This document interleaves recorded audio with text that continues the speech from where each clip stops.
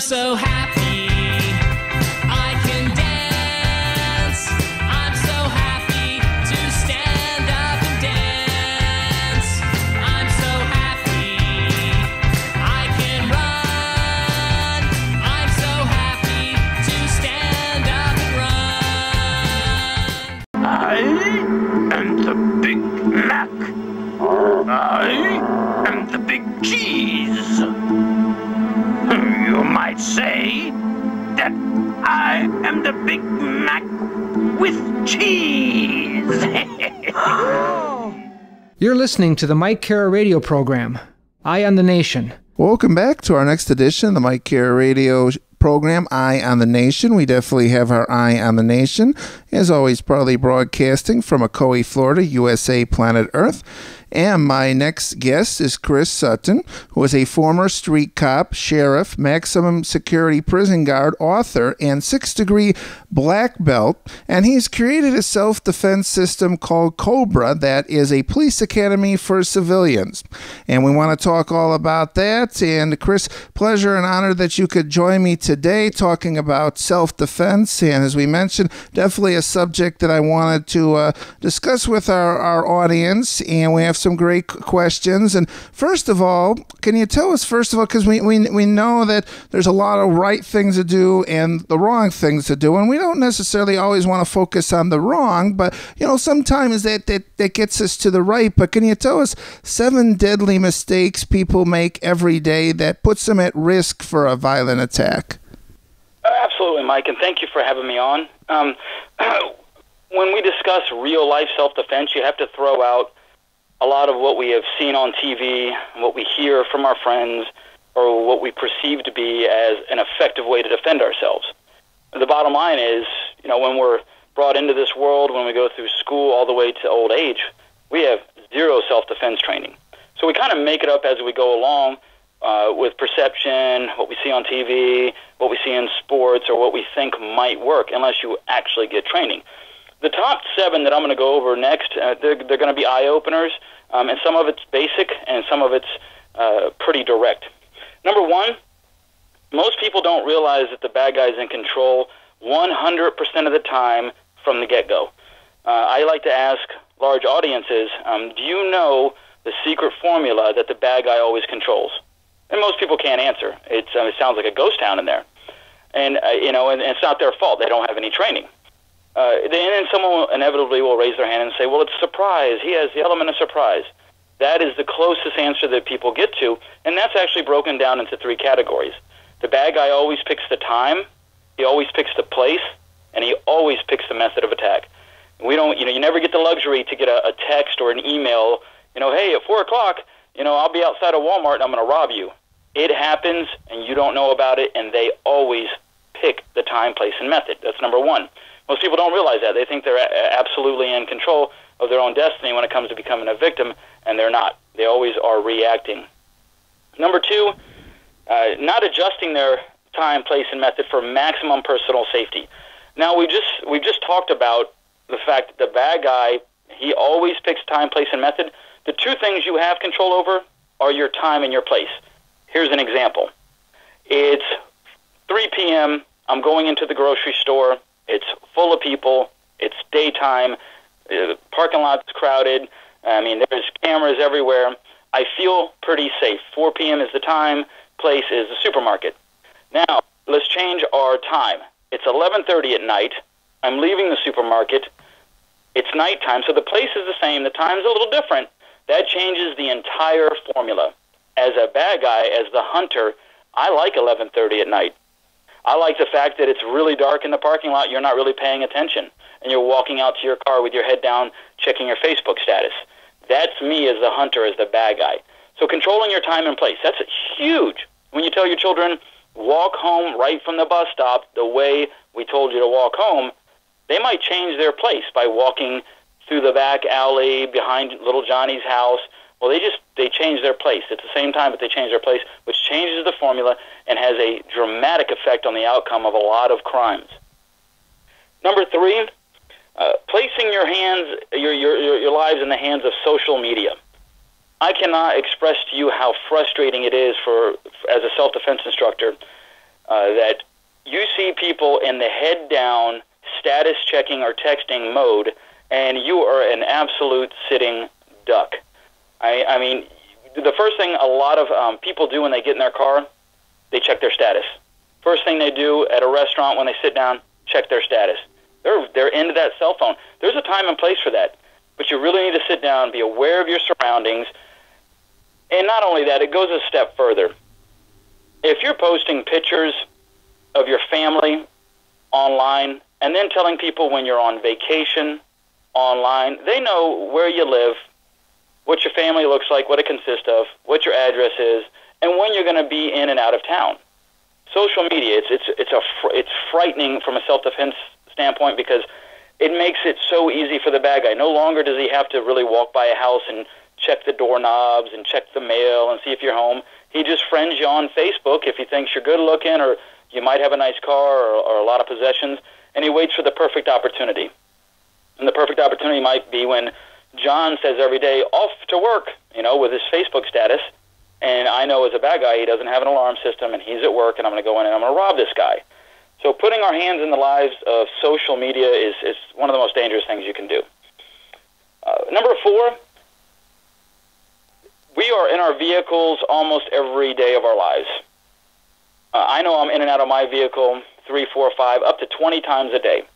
One of the biggest things you can do is what I call lock and relocate. Like I said before, when you sit in your vehicle, you are now a sitting duck. You need to be a moving target immediately. Why? Because the bad guy, he's already picking the time and place. Let's say you're an attractive female. And I watched you go in to the Hess station and pay for your gas. You're standing in line. Well, you come outside and you're sitting there and, you sit in your vehicle, you look at your status, you adjust your mirror, you put your lipstick on, or whatever it is you're doing. You make a phone call. You're sitting. I've already planned as the bad guy to approach you when you come out. I'm hoping that you don't drive off. The best advice I can give and the best thing you can do is lock that vehicle and relocate. Check your status at the first red light or move to another parking lot because you don't know who already has you picked to be their potential victim. Remember, we don't know what people are thinking. We don't know what their plans are. And if my car has been in the driveway all night or all day at work and I'm getting off at 9:30 at night, the last thing you ever want to do is sit for another 8 minutes in that vehicle. I'm going to tell you a quick story. I was giving a C.O.B.R defense class, and we had 2 students, and they were running late. It started at 9 a.m. I look out of the window of the school, and they are in the parking lot, and it takes them approximately 9 minutes to pull their hair back, do their makeup, do all this adjusting. There were 2 young females in the vehicle. They're soft targets. They're sitting targets. So when you sit in that vehicle, it gives another person the opportunity to make a plan and act on it. Number 5, most people have zero real-life self-defense training. We see things on TV, and number 5 would be the fact that we continue to insure items like cell phones, cars, houses. Why do we insure our vehicles? We're worried about the other driver, not us, right? Why do we insure our house? We're worried about the possibility of a hurricane. We even insure our flat-screen TVs. Why? Because in 3 years, if one of the bulbs go out, guess what? We want it replaced. So we are insuring all these possessions that are depreciating as I'm talking right now. And one of the last things we put a priority on is ourselves. In kindergarten, there is no prerequisite for self-defense training, all the way through high school, college, or life. And you will constantly meet a stranger on a daily basis, if not hundreds of them on a daily basis, for the rest of your life. I mean, am I right? You will go out there to the mall, to McDonald's, to wherever it is, and you'll meet strangers. And we just trust that nothing will ever happen to us. But we don't want to trust other drivers, and we don't want to trust the weather, and we don't want to trust the cell phone companies, but we trust everyone on the planet not to harm us. Now, we're not looking to be paranoid or walk on eggshells, but learning self-defense isn't this really difficult, I got to sweat and bench press a ton of weight and run really fast. It's what you know. It really is what you know, and more importantly, sometimes what you don't know. So that's number 5. Walking around with zero real-life self-defense training other than what we see on TV. For instance, UFC. I love that stuff. It's great. It's not real at all. Those guys are outstanding athletes, just like boxing, just like anything else, and they have great technique. However, as a police officer, I can tell you, and a lot of police officers can, no one ever will put you in a real fancy move that you're going to see on the UFC. That stuff doesn't exist because your attacker is highly aggressive and highly untrained. You got to remember, these guys have predetermined knowledge of their attacker, for the UFC, who their opponent is, a padded surface, a rule book, a referee. A lot of things they're not allowed to do. They're in great shape. They're ready for this fight. They're prepared. That's a sport. If you're going to be good at that, train for that. Real life, hey, you know what? I'm going to be attacked today at 5 o'clock. Someone's going to get out of their car with a hammer and come at me, aggressive, trying to hurt me. I don't know that's coming. I just have to react to it. And I'm not going to put him in a fancy armbar or Kimura. He doesn't have any training for the most part. Remember, your bad guys they're not black belts. They're not military and ex-police officers. For the most part, they're just the average criminal trying to make their way in this world, kicking and punching. Even 5-year-olds know how to kick and punch. And when you grow up to be 35, now that's all you know how to do, kick, punch, and take someone to the ground. So you want to train for the person you're going to meet 80% of the time. So that's, your general bad guy. Number 6, most people do not practice traffic awareness as it relates to self-defense. I remember as a police officer, one of the biggest things they would tell you for officer safety is do not pull up without enough room to take your car left or right at a moment's notice. And try to avoid pulling up where you're window to window with someone. What does that mean? If I cut someone off, and now they're following me in traffic. They're behind me, they're honking, they're giving me their hand gestures. I'm stopped at a red light. I see the guy get out of the vehicle. The first line of self-defense is avoiding it at all costs, conflict avoidance. That's the first thing we're going to try. If you're 3 feet from the person in front of you, you can't turn left and you can't turn right without hitting that vehicle. You've boxed yourself in. So you have no out at that point. You want to give yourself an out. That could be a means of escape. You could jump a median, do a U-turn, never see that guy again. Guess what? You avoided everything just by practicing traffic awareness as it pertains to self-defense. And what I mean when I say pulling up next to someone window to window, a lot of altercations or a lot of things are started with you pulling up next to someone who has bad intentions, maybe some young teenager or just some punk off the street who's used to bullying people, and he looks over at you and rolls the window down and gives you a hand gesture, and you're locking eyes, you get into a staring contest, and now he's following you. So if you will just stop short of being window to window with someone, no one's looking in your vehicle, you're not looking in anyone's vehicle, leave yourself enough room to pull left or right before you stop if there's a vehicle in front of you. That's basic traffic safety as it pertains to self-defense. Number 7, not understanding how to use everyday weapons. I give a complete seminar. I've done so many, news shows on a seminar called Everyday Weapons. We do it every 10-week academy. We do it in the survival camps. It's done all over the nation with all of our licensed C.O.B.R facilities. Basically, you're looking at things and identifying that could absolutely be used as a weapon, and I will use it as a weapon, and this is how I will use it as a weapon. Now, I've identified it as a weapon, but my attacker has no idea that I would use it. There's some things that are obvious, a screwdriver, a pen, and we always get that. And then there's a lot of myths. A lot of people say, well, I would put my key between my fingers and use it to jab them. No, you won't, because it doesn't work. We do it all the time. We test it at our headquarters, at the C.O.B.R Defense headquarters, and that doesn't work at all. You hit something with the key, it goes against your palm, it falls on the ground, now you don't have the weapon at all. So we teach a series of tactics, everything from hot coffee to rings to belts to broken CDs. These things can all be used as effective self-defense weapons. And even when a police officer stops you and he says, do you have any weapons in the car that I need to be concerned about? He wouldn't even notice them because they don't look like weapons. You've identified them as weapons. You make them ready in your vehicle, in your home, and you're prepared to use them. And that's the biggest thing. Be prepared to use something as a weapon.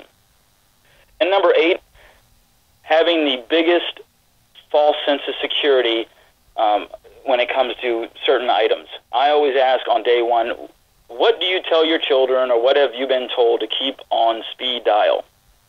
Inevitably, people will say 911. I have done this demonstration year after year for over a decade. Our locations nationwide do it. It's been on the news. It is such a simple demonstration, but it blows people away because they came in thinking one thing, and they leave thinking another. It's called the cell phone demo. I hear parents talking about, have 911 on speed dial, and they send their daughter or their son on their way, and it makes them feel really confident and really comfortable. And females and males alike. Well, I'll just call 911. Let me give you a scenario. In our training centers, and you can look at it live on YouTube and on the news broadcast that I've been on, I will ask the average person, I will call them out of the audience, and I will ask them, how many feet do you think you need to get a cell phone out of the bag? I show them a cell phone. It's a bright green cell phone. And dial 911, give them a description of what I look like, and just give them a location of where you're at, just a street name. People will say 20 feet. I give them 40. Now, keep in mind, I gave them the secret formula: time, place, and method. I'm going to be 40 feet away, and I'm going to walk to you. And as soon as I start walking, I tell them, as soon as I move, get that phone out, put it up to your ear, dial 911, and describe what's going on. And when I get to them, if I get close enough to actually touch them, I will let them know I'm there by touching them on the shoulder. Then I'll play the 911 operator. 911, what's your emergency? Nobody has ever beat this demonstration. Now, I put them in the best possible case scenario. I'm 40 feet away, which they asked for 20. I gave them 40. I walk up to them. I told them I'm coming, and they can't do it. They fumble with the phone. They can't dial 911. They dial 748. They can't get the description out. They forgot the address at the school. They absolutely cannot do it. That cell phone is useless and pointless in self-defense. The actual statistic, and we've actually measured it, to get a calm, cool, and collected phone call to 911, full description, is a 150 to 200 feet. Now, you will never have that opportunity because altercations happen in rooms, by vehicles within 15 to 20 feet. So you'll never have that 200-foot warning. And not only that, when you get that phone call off, you have to spend 5 to 10, maybe 15 minutes with me, the bad guy. So you have to know how to defend yourself. Say you're the fastest person on the planet. You get the phone out, call 911 within 40 feet. I'm in trouble. The guy's got a black shirt, short hair. I'm at Sunset in US 19. Guess what? You still have to deal with me. I'm still in front of you as the bad guy. Because I know from a police officer standpoint that it has to go to dispatch, then go to the vehicle. And I might be stuck in traffic or at lunch. Then I have to hit my sirens. Then I have to find where you're at. All the while, you're being attacked. So you actually have to learn to use your hands, use your mind, and use every type of weapon around you just to defend yourself. And guns. Guns are the worst thing in the world to put your security into. And we'll talk about that because there's a question on the list that pertains to firearms. You're not as fast as you think you are. That concealed weapons permit is useless for a lot of people. Even most cops are killed by their own guns. The gun is not your friend. He doesn't pick one side or the other. He's completely neutral, and whoever gets it first, guess what? That's the gun's friend. Whoever pulls the trigger. I mean, it doesn't have a preference. It's just a tool, and a lot of people don't get that. So those are your top 7 deadly sins.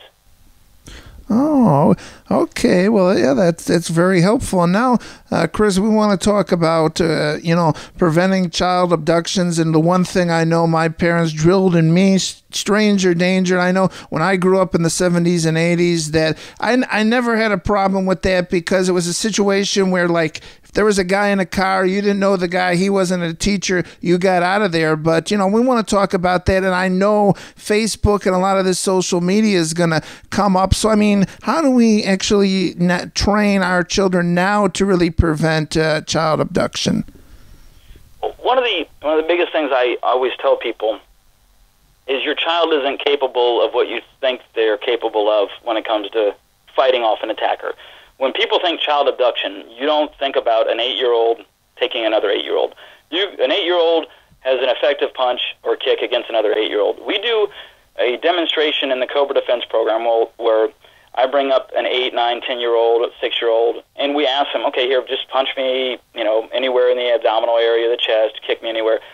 it doesn't hurt at all. And it's not because I'm the tough guy. It doesn't hurt any adult. They're just not capable of kicking and punching their way out of a violent attack from a full-grown adult. And anyone who tells you otherwise, what I always say is hold on to your money and run for the hills. There's not an 8-year-old out there that is going to ruin a violent attacker's day. He's pumped up on adrenaline. He's 3 times the weight, twice the size, and he is determined to commit a crime. That's the first thing you need to know. We talk about the big pink elephant. A lot of people don't want to hear that, hey, punching and kicking your way out doesn't work like you think it does. So how do we defend ourselves? And that's what we teach them in the C.O.B.R defense program. And that is what they learn in the classroom. How to prevent, because avoidance and that's the first line of defense. Your child should never be alone, period. 7, 8, and 9. I can't think of any time during the day that my child, he's 7 years old, Evan, is never by himself, ever. He is around his parents, around his teachers. We are either picking him up. He should never walk home alone. I don't agree with 7 and 8-year-olds that are riding their bike by themselves long distances from their school, not only for traffic reasons, but you know what? I might be some guy living with my friend, and I'm a creep, and I've been watching this girl or this little child drive by for weeks and weeks and weeks, and guess what? You don't understand how bad guys think. They have very little to lose. They don't think like me and you. You and I are responsible. We want to pay our bills and do the right thing, and we don't want to go and hurt people for no reason. These people don't think like that. They think about an opportunity. Hey, you know what? Next time that girl goes by, I'm going to go up and start talking to her. And a week later, I'm going to invite her in for milk and cookies, and then I'm going to unveil my plan, and then I'm going to go to Nebraska and never be seen again. That's how these people think. So if you know how they think, you know how to avoid them. Put people around your children. I call it the circle of security. All the people you trust. That child should be able to spout out 3 to 5 names that you approve of, and they should know the phone numbers. They should be able to dial the phone number. Why? Here's an example. Say my child is spending the night at a friend's house. He's 7. And the parents get into an argument and then get into a fight. He feels really uncomfortable. How is he going to call me? I mean, maybe he doesn't want to go tell his friend. Maybe he doesn't feel comfortable telling the friend's parents. He needs to be able to contact me or his grandparents or his principal. He has to have what we call a circle of security. We do a drill in the C.O.B.R defense program where they run through some cones and we're shouting and yelling, and they have to open a door, and then they have to pull a phone out of a bag, and we ask for their list. What's your circle of security? What's your mom's name? They say it, then the phone number. A lot of kids cannot perform under stress like you think they can. I mean, they break down, they begin to cry, so this is something you want to rehearse and drill with your child. I don't agree with putting names on backpacks. Initials, yes. But think about this. I'm your friend on Facebook as a bad guy. I know you have kids. I'm in your neighborhood. Now I know your child's name because it's on his backpack. Hey, Melissa, come on over here. Da, da, da, da. I know your parents told me to pick you up. I don't know you. Well, no, I know you live at 2436. You know why I know the address? Because it's on Facebook. The bad guy's using all this. So don't put your child's name on everything. Put their initials. Make it a little more. If you have to label something, minimize it, water it down so it's hard to figure out. You should absolutely have a code word. If someone is picking up your child, and if your child is approached by a stranger at this point and they have to ask for a code word, there's a lot of things that already broke down. I've heard about the code word and people using that, but my son should never, ever have to ask someone what's the code word, because he's not going to be at home by himself.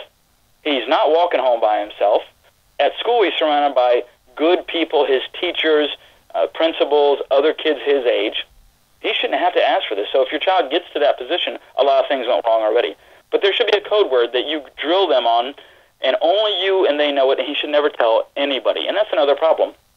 Kids like to tell other people code words. So that is one line of defense.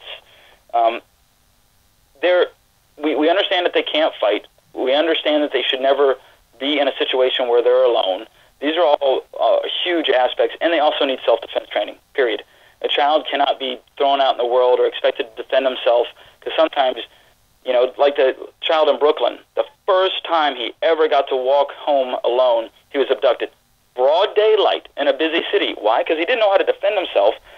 He didn't understand what a stranger looked like. We classify the stranger to our kids when we teach them in C.O.B.R as the bully, the wolf, and the predator. And this is something parents should go over with their children. The bully never touches you. In our classification, he does not touch you. He just intimidates you. And generally, these are kids their age. They make fun of you. They do all that stuff. They try to get in your head. The wolf, just like in the wild, you understand that the wolf is more dangerous than a dog. That wolf will bite me and hurt me, and I need to avoid it.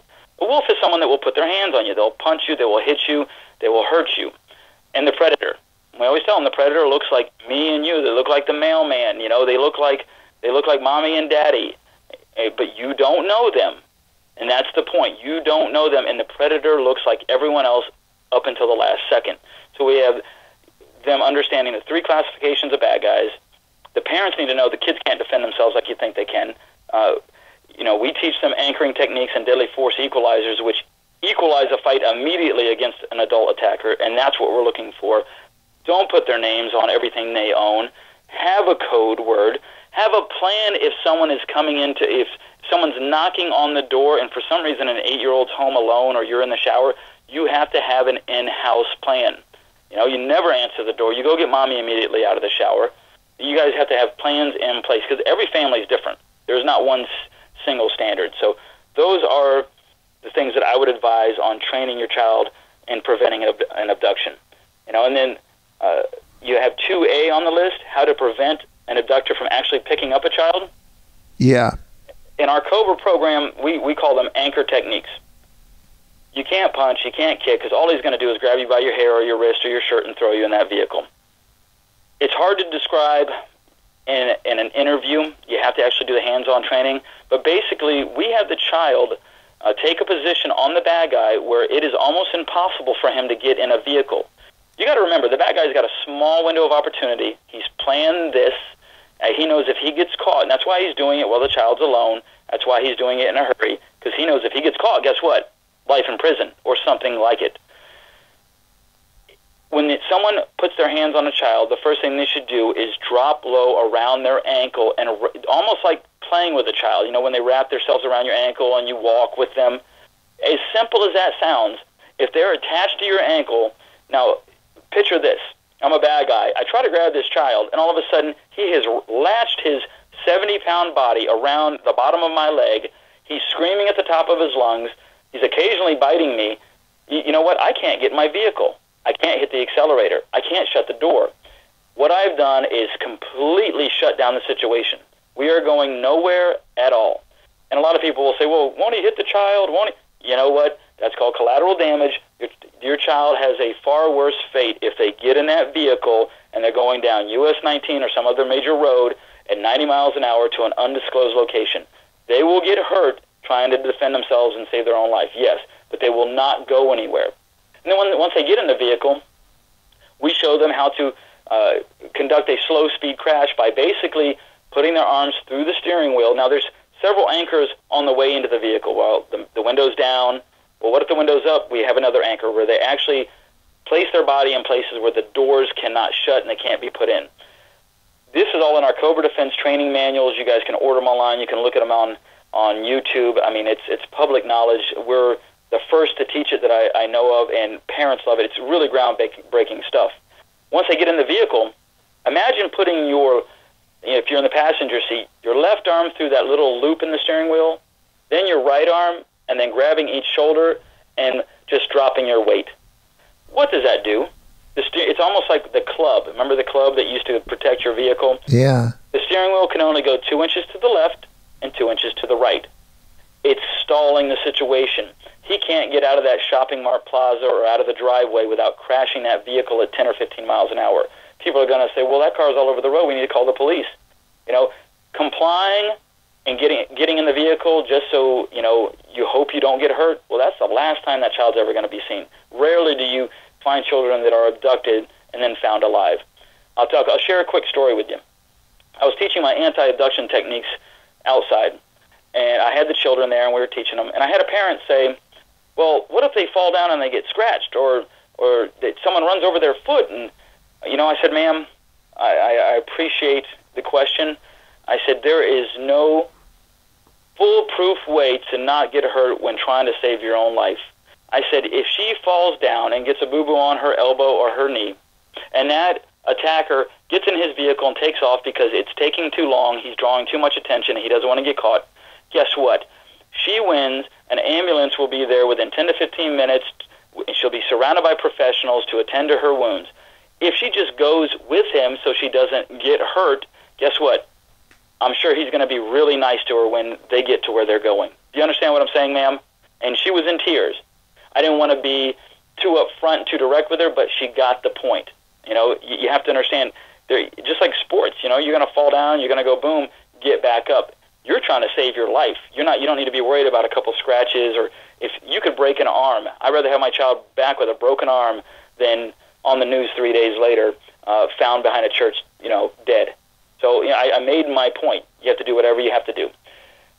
Who should a child seek out when they're lost? You have the obvious one, seek out a police officer, but honestly, if you're lost, how many officers do you think you're going to see? From a nurturing standpoint, what we have found, and just what studies have shown, seek out a woman. A female has more, they're more nurturing, and they have the more of an ability to look and find help and care about the situation. You know, think about it. Most of your crimes against children, are males. So seek out a woman. I am lost. I need help. And that woman should immediately go and get help. You know, you have a much higher success rate with females finding help for these children, other than, you know, a teenage male or some strange old guy that, you know, you might have met the ultimate predator at that point.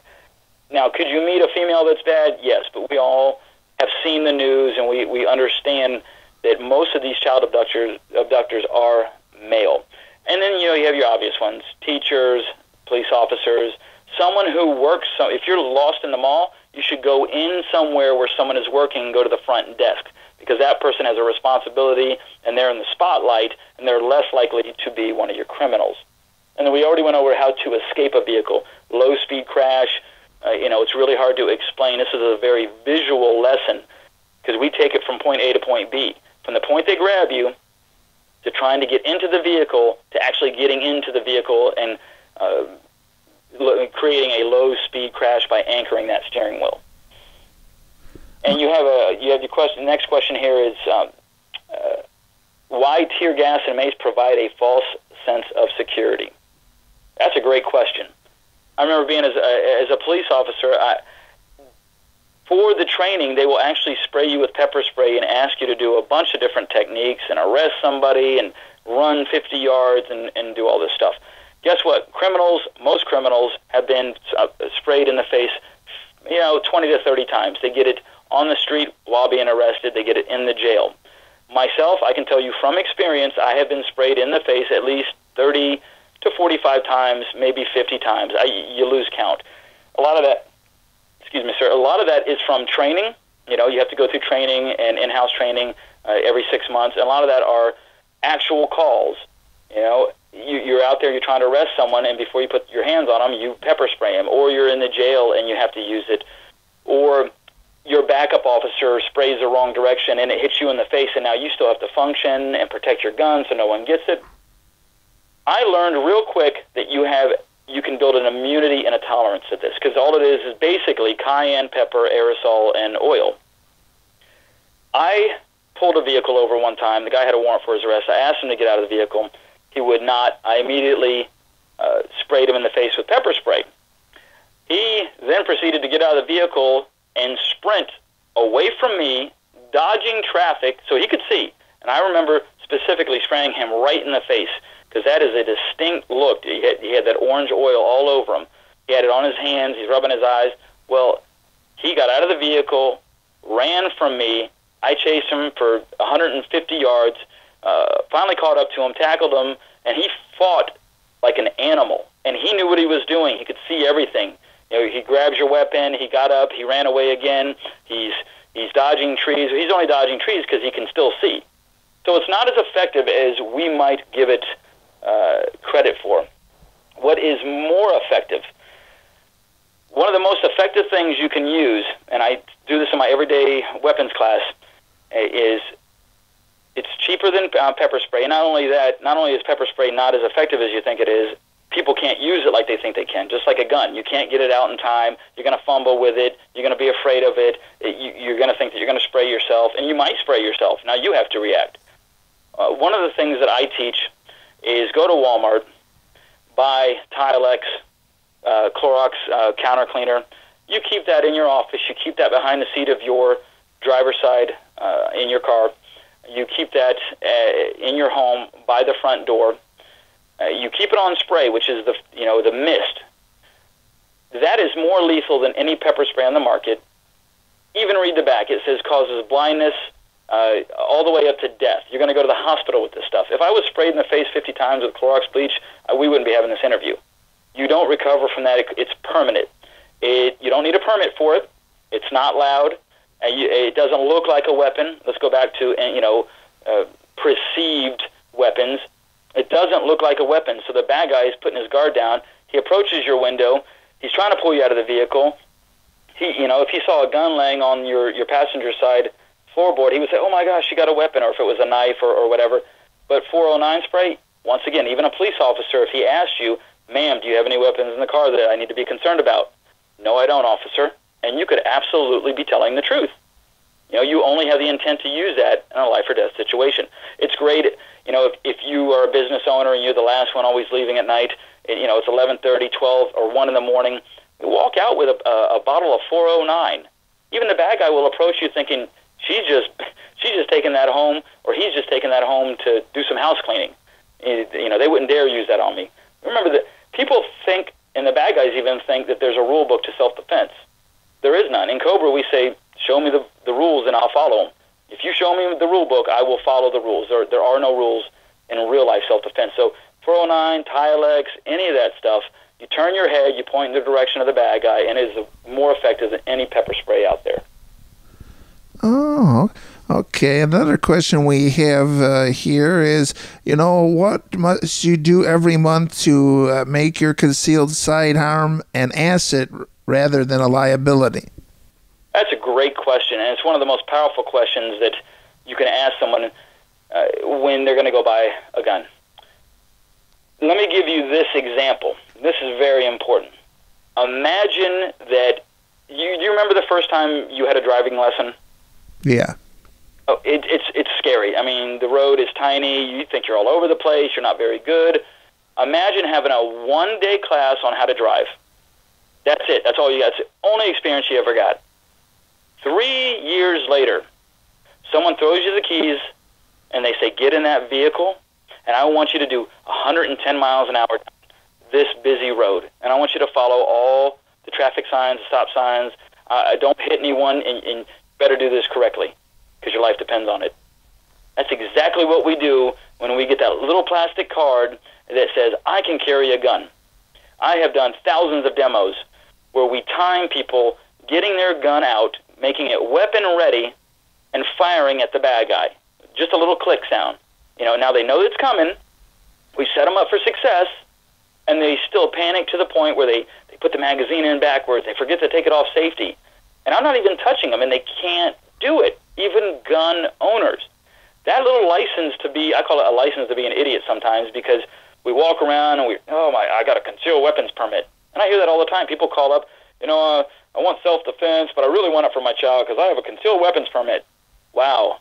I mean, in self-defense, it's more what you don't know. Even as a trained police officer, I still, I've been out of law enforcement for a few years because I'm a business owner, and I do the C.O.B.R defense program and train people nationally for this public safety service. For every month, I still have my concealed weapons permit because I have tactical firearms training, but not being in law enforcement anymore, what I have to do every single month, and I make myself do it, is I disarm my gun. I take all the ammunition out. I do all my safety checks, and because it sits right next to me in my truck, I pull it out of the holster, point it towards the window, put it back in the holster. I do that 100 times a month just for muscle memory. Pull it out, point, put it back. Pull it out, point. If it has a safety, you have to practice taking the safety off. And I do that 100 times a month. And it doesn't take a whole lot. You can get that done in 30 minutes. But for the average person goes to the gun range. They buy a $600 gun. They get this nice fancy holster. They get the card. They put that card in their wallet. It gives them the ultimate sense of security, just like their cell phone, or just like what they saw on TV with a movie or UFC. They walk around, hey, I know how to street fight, and I got a concealed weapons permit, and it might make them stick out their chest a little more and not pay attention, because guess what? At the end of the day, I have a gun. You had one lesson. Maybe you go to the gun range once every 6 months. Still not enough. Even officers, military personnel, when you introduce a firearm or any weapon, that weapon doesn't care who you are. It doesn't care who the owner is or who paid for it. Whoever gets the gun wins the altercation. Introduce it, someone can take it as fast as you pull it out, turn it on you, and that's the end of your day. And it was your gun, and you bought it. It's your ammunition.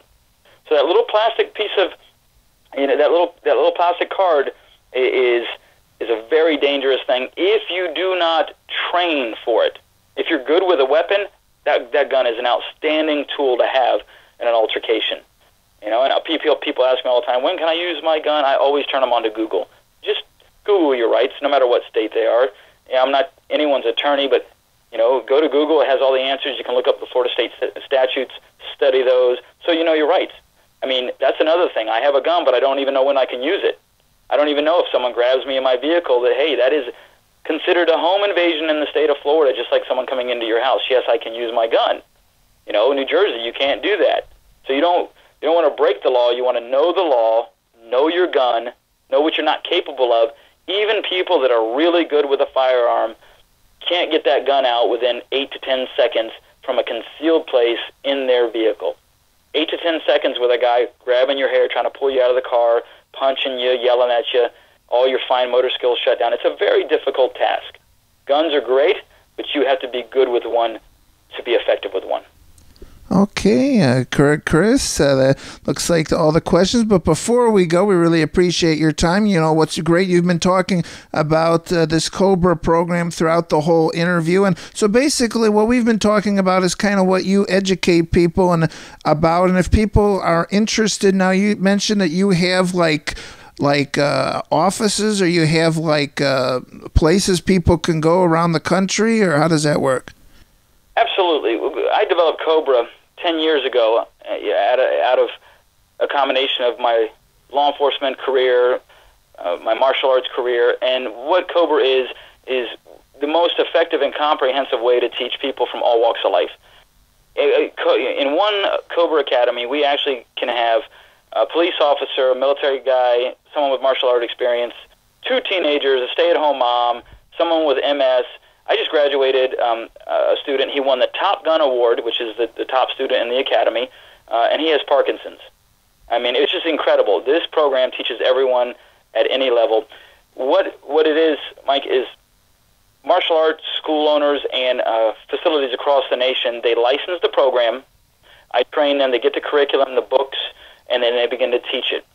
And it's 2 nights a week. It's a 10-week academy. It's 2 nights a week over a 10-week period of time. You wear normal clothes, and you train like you're in the police department. We also do one-day survival camps. It's 6 hours, the best of the C.O.B.R self-defense program. We do corporate and personal training. If you don't have a location close to you, you can check it out on COBRADefenseSystem.com to look for a location, because we're opening up locations every month. You can go to the website. You can get the home study kit. The C.O.B.R Self-Defense Home Study Kit. It has all the information I talked about, the truth about child safety, conflict avoidance, the psychology of self-defense. I have all my books on there, my home study kits, videos. I mean, we have hundreds of videos on YouTube, very helpful stuff, and great resources for anyone wanting to learn real-life self-defense. Oh, and I'm assuming that, with myself and a lot of our listeners, we have listeners all over the world, but being in the Orlando area, I'm sure you have places that do it in Orlando then. I believe so. I don't know what I think we have one in, I think it's called Pine Brook. I'm not exactly sure where that is. We have one in Apollo Beach, Tampa, Fort Myers, Miami, and all the way out Texas, New Jersey, New York, Illinois. So they span the nation.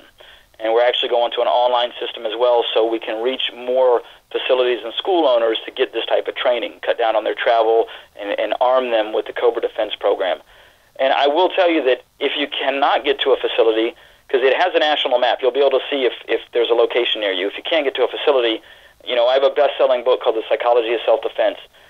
Police officers and military personnel and women's shelters and teenagers and parents, they buy this book because basically it's the C.O.B.R program in a book. And we have home study kits with all the pictures and all the techniques, all the tests. You can there are quizzes in there. After you read a chapter, you'll take a quiz. So knowledge is power, and while hands-on self-defense training is superior to anything else, this stuff is outstanding. I mean, that's the feedback we keep getting across the nation from students and school owners. Okay, Chris, appreciate your time. Any final thoughts or anything else you'd like to mention today? Yes, if you're listening and you've always wanted to do some form of martial art or self-defense, do it. Our motto is when self-defense is a must, nothing else will do. When you look in the mirror and you have to lose weight, that's something you can kind of plan for. You see it, I need to lose some weight. It's a visual thing. You don't know that you need self-defense until you're in that moment, until you're actually in the attack. And the biggest regret that some people have is not taking that step. It is I always ask people, what would you do today if you went outside and you had 2 flat tires on your car? Well, I would get them fixed. Well, what if you couldn't really afford it? I would make sure I could afford it.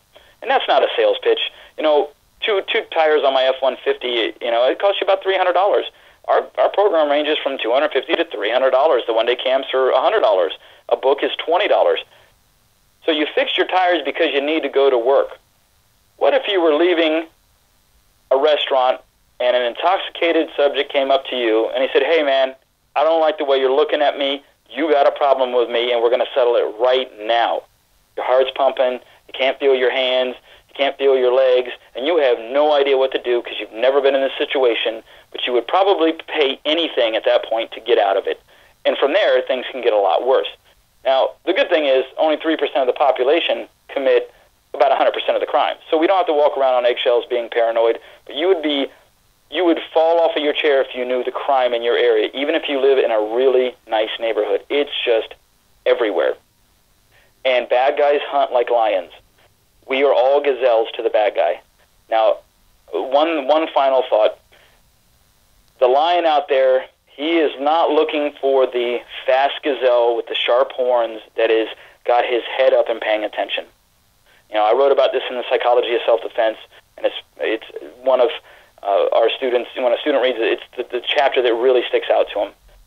The lion is looking for the weak one, the one with a limp, the one with children, the sick one, the old one, the one with a broken horn, the one with his head down drinking water. You have to every day think, well, which one am I? Do I have my head down looking at my Facebook? Do I appear weak? We talk about soft targets. They think that guys that are balding are soft targets. People that wear glasses, people that dress conservatively, children, women, any young person, young man or woman, the people that are short, people that have any kind of gray in their hair. They're looking for anything that would be a sign of weakness. Why? Because it's going to make it easier for them. They want it easier.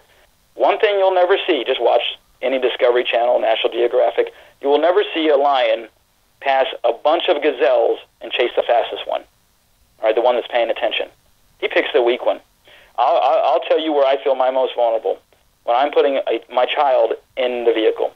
And for all you women and men out there that have small children, when you're strapping your child in, that is probably the most vulnerable state you will be in. You have your back turned, you have a child in your hand. That's a huge decision to turn and fight. What do I do with this 2-year-old? You are absolutely vulnerable in that position.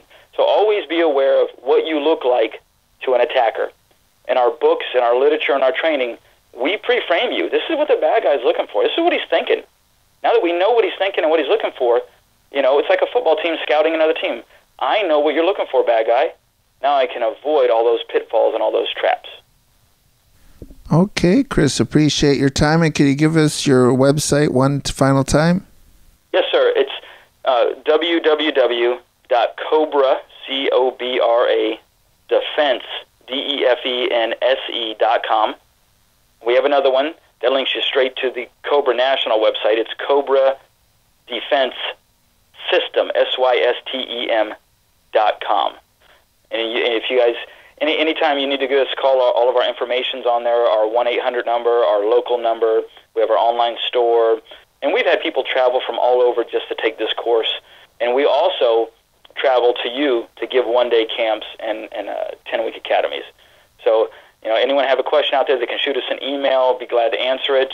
And, I'm very appreciative of you having us on. And, this has been a great interview. I appreciate it, Mike. Okay, my pleasure. My guest has been Chris Sutton, and you've been listening to the Mike C.O.B.R.